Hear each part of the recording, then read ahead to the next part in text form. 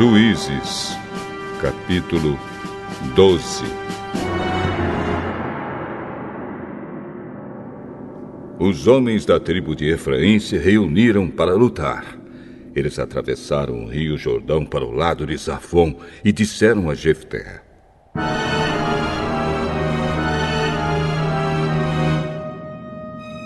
Por que é que você saiu para combater os amonitas e não nos chamou para irmos também? Por causa disso, nós vamos queimar a sua casa com você dentro. Eu e o meu povo tínhamos uma briga séria com os amonitas. Chamei vocês, mas vocês não me livraram deles. Quando vi que vocês não iam me ajudar, arrisquei a vida e fui combater contra eles. E o Senhor Deus me deu a vitória. Então por que é que vocês vêm agora lutar contra mim? Aí Jefté juntou todos os homens de Gileade. Eles guerrearam contra os homens de Efraim e os derrotaram.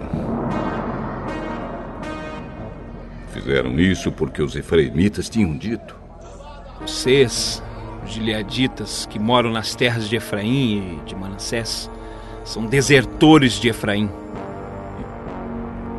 Para não deixar que os efraimitas passassem, os gileaditas tomaram os lugares onde o rio Jordão podia ser atravessado. Quando algum efraimita que estava tentando escapar pedia para atravessar o rio, os homens de Gileade perguntavam: Você é efraimita? Se ele respondia que não, eles o mandavam dizer a palavra Shibolete. Mas se ele dizia Sibolete, porque não podia falar direito a palavra, então o agarravam e matavam ali mesmo, na beira do rio Jordão. Naquela ocasião foram mortos 42.000 efraimitas. Jefté, o gileadita, governou Israel durante 6 anos. Então morreu e foi sepultado na sua cidade natal, em Gileade. Depois de Jefté, Ibsã, da cidade de Belém, governou o povo de Israel. Ele tinha 30 filhos e 30 filhas. Deixou que as 30 filhas casassem com rapazes de fora do seu grupo de famílias e trouxe 30 moças de fora para casarem com seus filhos. Ibsã governou Israel 7 anos. Então morreu e foi sepultado em Belém. Depois de Ibsã, Elon, que era da tribo de Zebulon, governou Israel 10 anos. Então morreu e foi sepultado em Aijalon, na terra de Zebulon. Depois de Elon, Abdon governou o povo de Israel. Ele era filho de Iléu, da cidade de Piratom. Abdon tinha 40 filhos e 30 netos, que montavam 70 jumentos. Ele governou Israel 8 anos. Então morreu e foi sepultado em Piratom, que fica na terra de Efraim, na região montanhosa dos Amalequitas.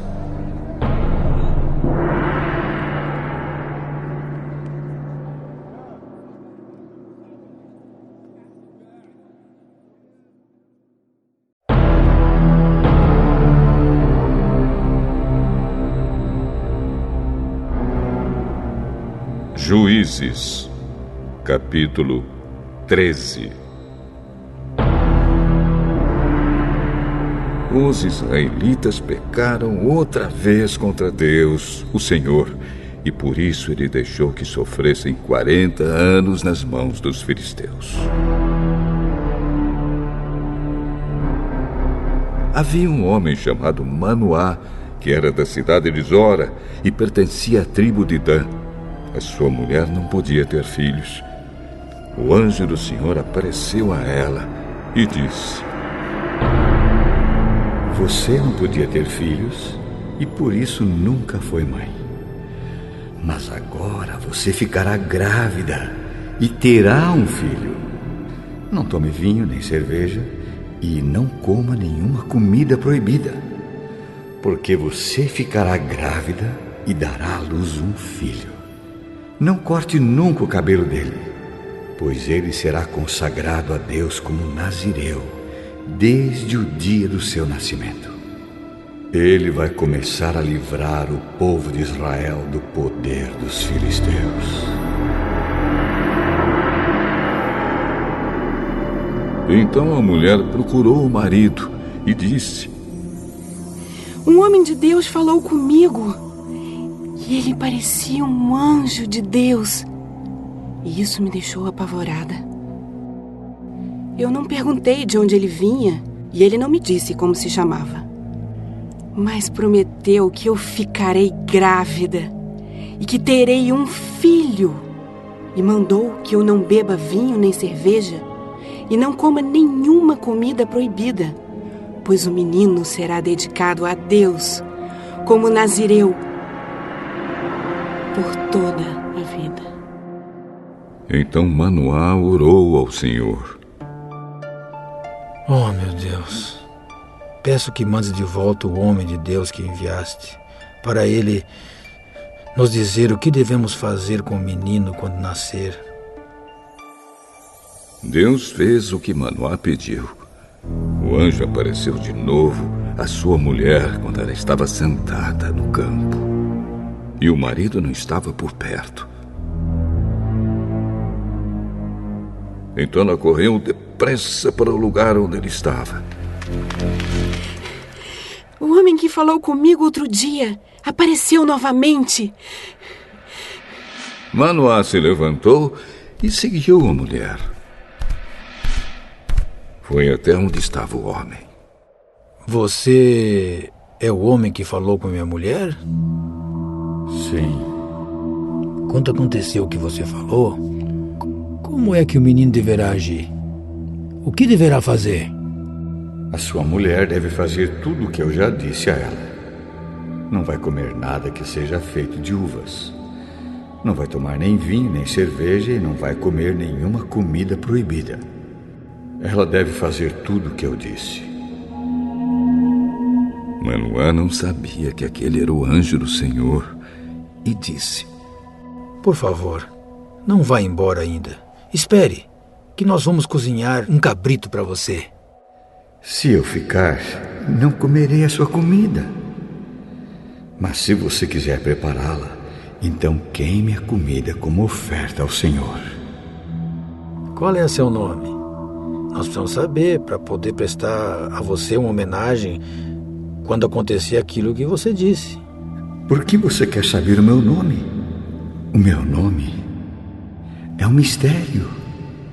Então Manoá pegou o cabrito e cereais e os ofereceu numa pedra ao Senhor, o Deus dos mistérios. Enquanto as chamas subiam do altar, Manoá e a sua mulher viram o anjo do Senhor subir para o céu no meio das chamas. Aí se ajoelharam e encostaram o rosto no chão. Manoá e a sua mulher nunca mais viram o anjo. E Manoá compreendeu que aquele homem era o anjo do Senhor. Então disse à mulher: Nós vamos morrer, porque vimos Deus. Se o Senhor nos quisesse matar, não teria aceitado nossas ofertas.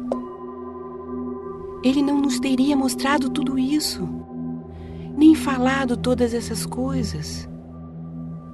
A mulher de Manoá deu à luz um filho e pôs nele o nome de Sansão.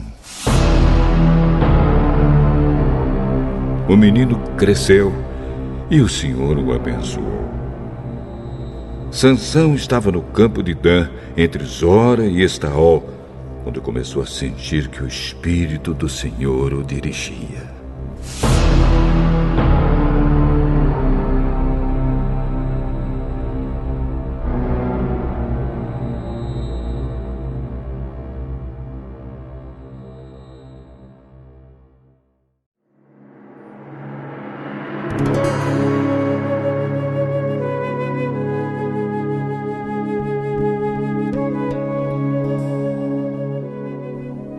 primeira carta aos Coríntios, capítulo 7. Agora vou tratar dos assuntos a respeito dos quais vocês me escreveram. Vocês dizem que o homem faz bem em não casar. Mas eu digo, já que existe tanta imoralidade sexual, cada homem deve ter a sua própria esposa e cada mulher o seu próprio marido. O homem deve cumprir o seu dever como marido, e a mulher também deve cumprir o seu dever como esposa. A esposa não manda no seu próprio corpo. Quem manda é o seu marido. Assim também o marido não manda no seu próprio corpo. Quem manda é a sua esposa. Que os dois não se neguem um ao outro, a não ser que concordem em não ter relações por algum tempo, a fim de se dedicar à oração.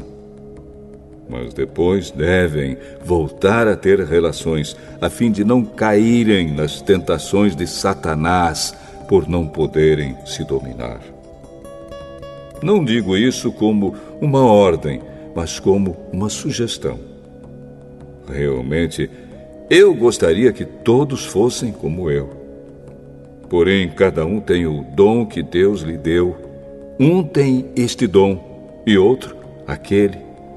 Aos solteiros e às viúvas eu digo que seria melhor para eles ficarem sem casar, como eu.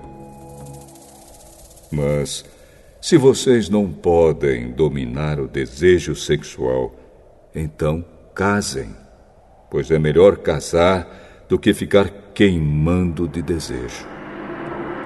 Para os que já estão casados, tenho um mandamento que não é meu, mas do Senhor, que a mulher não se separe do seu marido.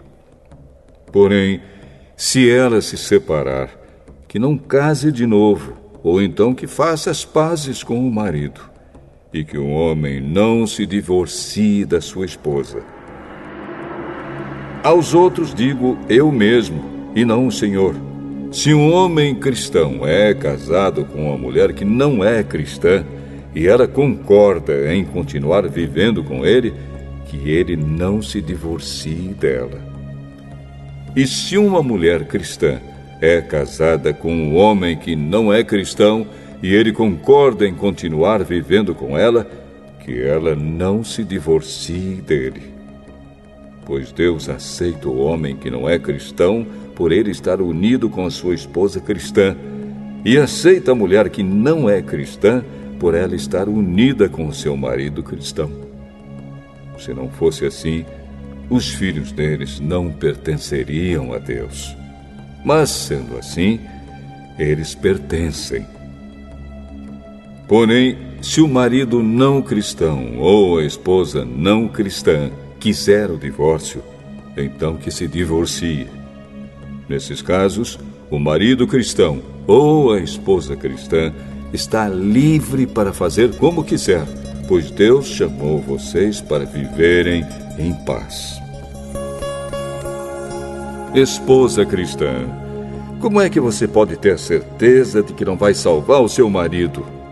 E você, marido cristão, como é que você pode ter certeza de que não vai salvar a sua esposa?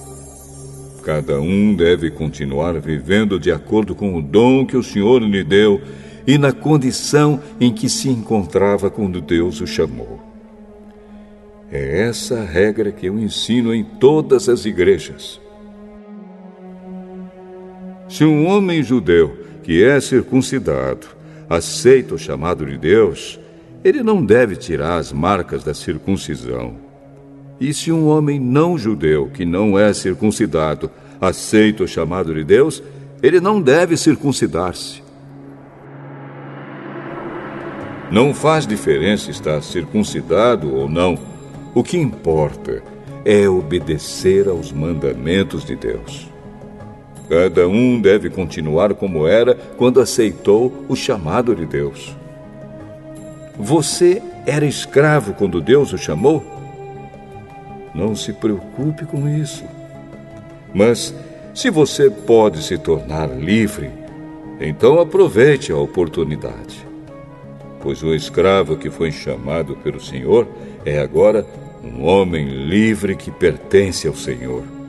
Assim também, o homem livre que foi chamado por Cristo é escravo de Cristo.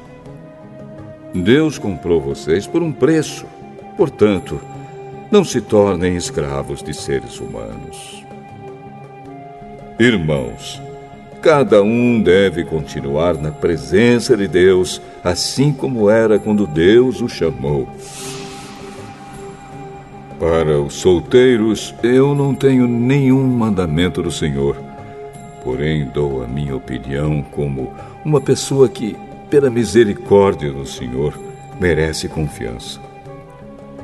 Por causa dos tempos difíceis em que vivemos, eu penso que é melhor para o homem ficar como está. Você tem esposa? Então não procure se separar dela. Você é solteiro? Então não procure esposa. Porém, se você casar, não estará cometendo pecado. E se uma moça solteira casar, também não estará cometendo pecado. Mas eu gostaria de poupar vocês dos problemas de cada dia que terão na vida de casados. Irmãos, o que eu quero dizer é isto. Não nos resta muito tempo. E daqui em diante os casados devem viver como se não tivessem casado. Os que choram, como se não estivessem chorando. Os que estão rindo, como se não estivessem rindo. Os que compram, como se não fosse deles aquilo que compraram. Os que tratam das coisas deste mundo, como se não estivessem ocupados com elas.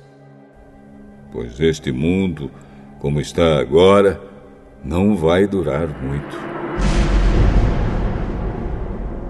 Eu quero livrá-los de preocupações. Um solteiro se interessa pelas coisas do Senhor porque quer agradá-lo. Mas o homem casado se interessa pelas coisas deste mundo porque quer agradar a sua esposa e por isso é puxado por duas direções diferentes. Quanto às mulheres, tanto as viúvas quanto as solteiras, elas estão interessadas nas coisas do Senhor porque querem se dedicar de corpo e alma a Ele. Mas a mulher casada se interessa pelas coisas deste mundo porque quer agradar o marido. Eu estou dizendo isso porque quero ajudá-los. Não estou querendo obrigar ninguém a nada. Pelo contrário, quero que façam o que é direito e certo e que se entreguem ao serviço do Senhor com toda a dedicação. Aos que ficaram noivos, mas resolveram não casar mais, eu digo o seguinte: se o rapaz sente que assim não está agindo certo com a sua noiva e acha que a sua paixão por ela ainda é muito forte e que devem casar, então que casem. Não existe pecado nisso. Mas se, pelo contrário, o rapaz não se sente na obrigação de casar, se está mesmo resolvido a ficar solteiro e se é capaz de dominar a sua vontade e já resolveu o que deve fazer, então faz bem em não casar com a moça. Assim, quem casa faz bem, mas quem não casa faz melhor ainda. A mulher não está livre enquanto seu marido estiver vivo. Caso o marido morra, ela fica livre para casar com quem quiser, contanto que case com um cristão. Porém, ela será mais feliz se ficar como está. Essa é a minha opinião. E eu acho que também tenho o Espírito de Deus.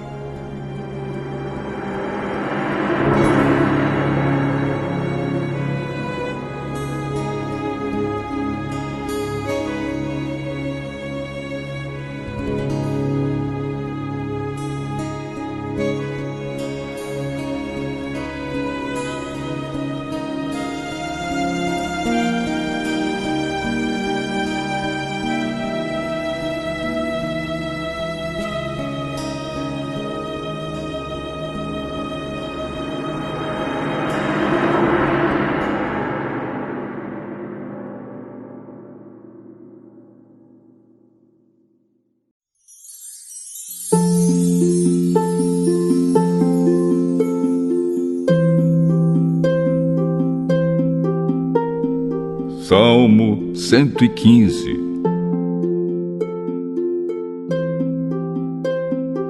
Somente a Ti, ó Senhor Deus, a Ti somente, e não a nós, seja dada a glória por causa do Teu amor e da Tua fidelidade. Por que é que as outras nações nos perguntam: onde está o Deus de vocês? Nós respondemos: o nosso Deus está no céu. Ele faz tudo o que quer. Os deuses das outras nações são de prata e de ouro. São feitos por seres humanos. Eles têm boca, mas não falam. Têm olhos, mas não veem. Têm ouvidos, mas não ouvem. Têm nariz, mas não cheiram. Têm mãos, mas não podem pegar. Têm pés, mas não andam. E da garganta deles não sai nenhum som. E fiquem iguais a esses ídolos aqueles que os fazem e os que confiam neles. Ó israelitas, confiem em Deus, o Senhor. Ele é a ajuda e o escudo de vocês. Sacerdotes de Deus, confiem no Senhor. Ele é a ajuda e o escudo de vocês. Confiem no Senhor todos os que o temem. Ele é a ajuda e o escudo de vocês. O Senhor lembra de nós e nos abençoará. Ele abençoará o povo de Israel e todos os sacerdotes de Deus. Ele abençoará todos os que o temem, tanto os importantes como os humildes.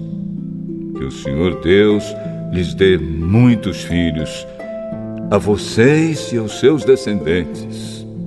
Que vocês sejam abençoados pelo Senhor, que fez os céus e a terra. Os céus pertencem somente ao Senhor, mas a terra Ele deu aos seres humanos. Os mortos que descem à terra do silêncio não louvam a Deus, o Senhor. Mas nós que estamos vivos, daremos graças ao Senhor agora e para sempre. Aleluia!